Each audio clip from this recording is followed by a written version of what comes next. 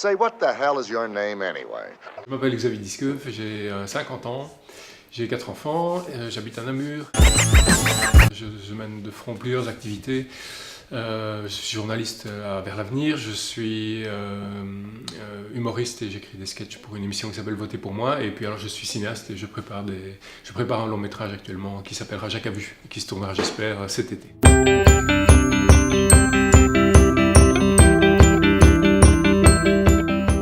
J'ai créé un personnage qui s'appelle Saturnin Périquet.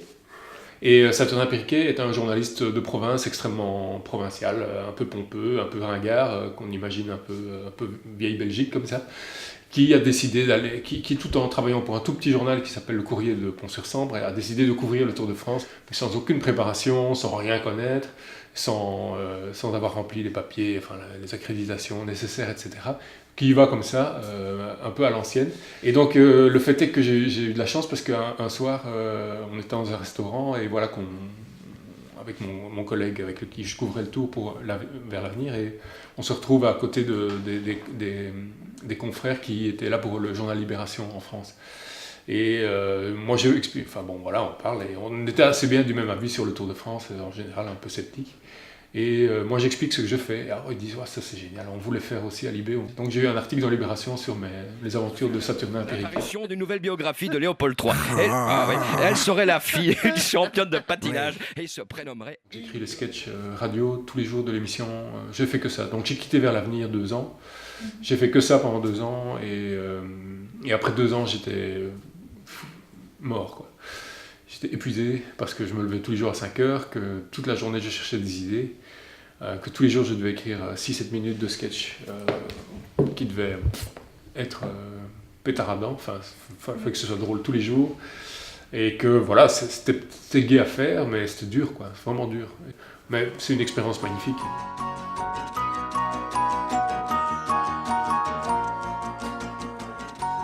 Les idées, c'est le truc qui angoisse tous les gens qui font le pas de la création, c'est il faut trouver des idées. Et en fait, le problème qu'il y a, c'est que les idées, elles sont là quelque part, mais parfois on les voit, parfois on ne les voit pas, quoi. Parfois on reste bloqué des heures, des jours à chercher, et puis d'autres jours on a, je sais pas, comme si le cerveau était autrement disposé et les connexions se font, on est inspiré. Donc les idées, elles sont précieuses, il faut les chercher, il n'y a pas de technique.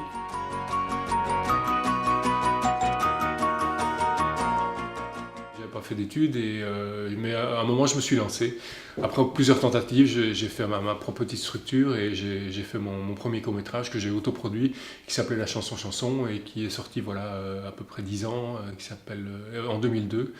Et qui, petit miracle, a eu beaucoup de succès, a beaucoup tourné un peu dans le monde entier, de façon même assez surprenante, jusqu'en Inde ou en Australie. Et à partir de ce moment-là, j'avais le pied à l'étrier, et donc après j'ai pu s'y arrêter.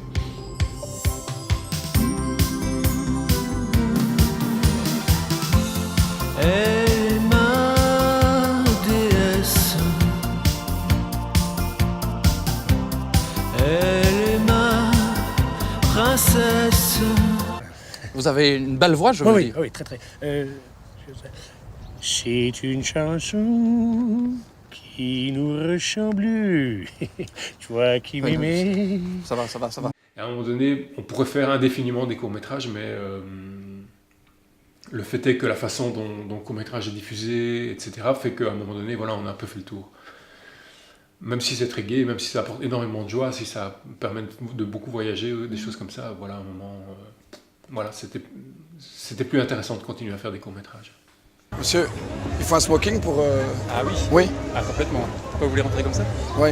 Ah là, vous avez du mal. Hein. Ok, ça va. Hein? Ah, vaut mieux. Ouais. À la limite, je vous prête de papillon, peut-être. Non, ça va, merci beaucoup. C'est bon. C'est gentil, merci.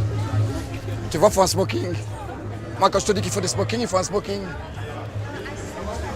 Le financement d'un film, c'est toute une histoire. D'abord, il y a tous les financements possibles. Vous n'avez rien, mais vous avez une caméra, comme vous ici. Vous pouvez faire un film avec le matériel que vous avez là. Voilà, il suffit d'avoir une histoire à raconter, des gens qui viennent bénévolement. Il y a moyen déjà de faire un film et d'aboutir à une maquette de film ou à un résultat avec, voilà, je sais pas, peut-être quelques milliers d'euros, quoi, pas énormément d'argent. Après, si on veut monter, disons, en ambition, en qualité, on va à ce moment-là commencer à chercher des financements par le biais de ce que tout le monde cherche, c'est-à-dire les subsides. Donc ça veut dire remettre des dossiers, essayer d'avoir de l'argent à la Fédération Wallonie-Bruxelles, ex-communauté française. Et c'est là que la foire d'empoigne commence, parce qu'il n'y a pas beaucoup d'argent et il y a énormément de projets.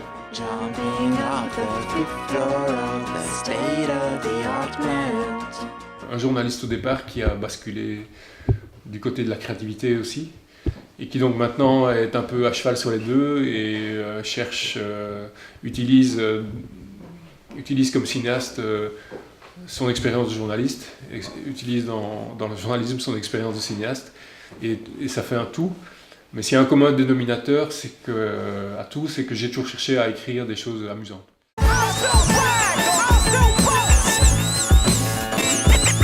Say, what the hell is your name anyway?